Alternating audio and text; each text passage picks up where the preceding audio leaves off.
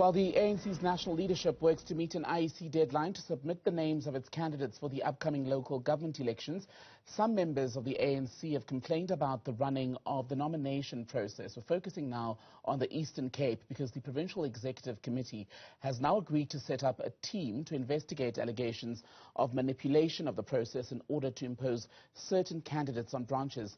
Loyiso Magqashela is spokesperson for the ANC in the Eastern Cape and is joining us live this afternoon. Grateful for your time, so welcome to Newsfeed PM. So you issued the statement, I think, on Friday that you were looking into these allegations. Have all concerns been addressed?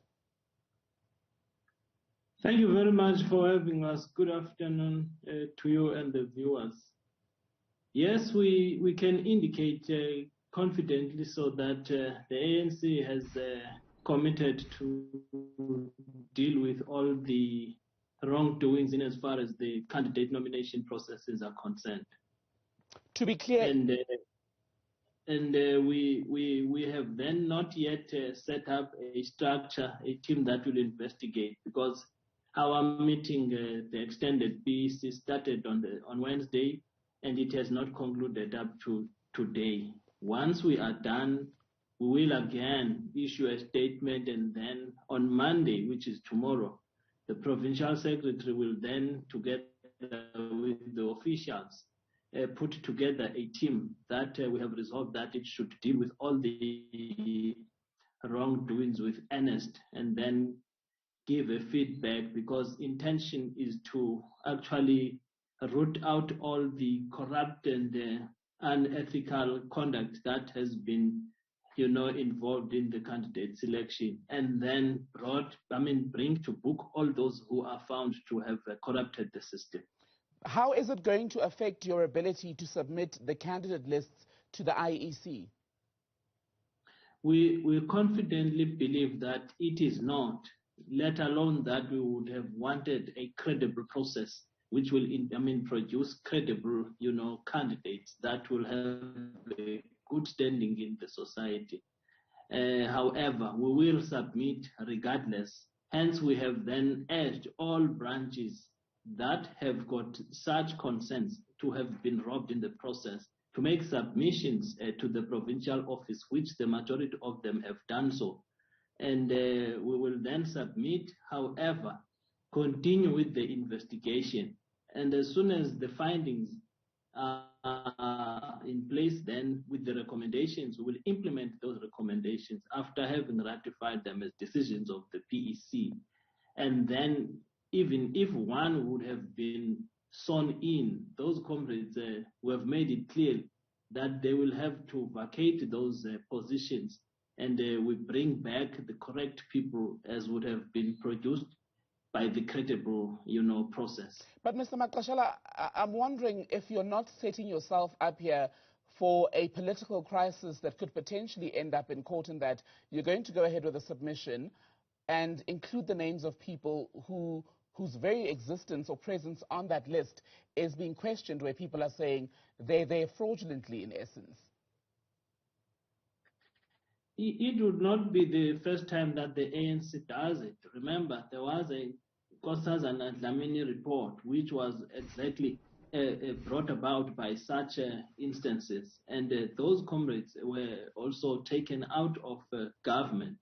We are doing it mindful that we would have submitted such comrades, but at the back of it, that's why we have clearly indicated that we shall then put up an investigating team that will then uproot all the wrongs. We're not afraid of going that route, because the intentions of the ANC to put up all these systems in terms of candidate selection was to actually, clean the system, root out all the corrupt elements in it, so that it becomes a credible one to give rise to credible candidates that will then be the public representatives with the complete support of every sectors of the society.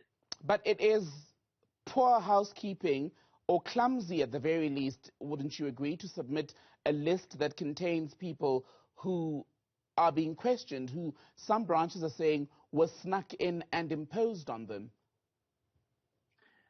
Much as you would, or you would call it anyhow, However, the ANC has to have candidates in all the wards, because a failure to make submissions, you may give rise or opportunity to some political parties who, in actual fact, would have no standing in that community. Rather than not to have a candidate, we better have one, and then with the internal processes, then we deal with all what is alleged to have been wrongly done. So we're saying not a single ward will not have a candidate. Whether the process has been flouted or not, committing that we're going to make a follow-up and root out all the debt that has been involved in the coming into fruition of such candidates which are not credible, which are not as a result of the process outlined and agreed upon by the African National Congress.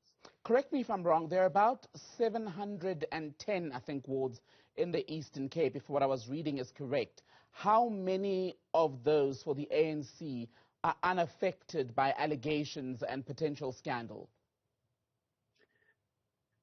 I wouldn't spell out confidently and say to you how many, but what I would then indicate is that we do not have more than 20 of such which are problematic, which have been reported. Some we have managed just to address them as they have been reported, because they were just simple issues there where there was no clear understanding. But having looked at them quickly, you could see that it's not that a serious a matter. Then we have resolved those and put them to rest. But I think we can just assure you the challenges are mostly around the areas of Amatole and Buffalo City. But in the 710, we can just say about 95% is okay, just a smaller percentage that is giving us problem. I would even say I have exaggerated to say 95. It's okay. Just a smaller number that needs to be attended to and cleaned. Loyiso Magqashela, speaking to us on behalf of the ANC's Provincial Executive Committee in the Eastern Cape. Grateful for your time, sir. Thank you. Thank you very much.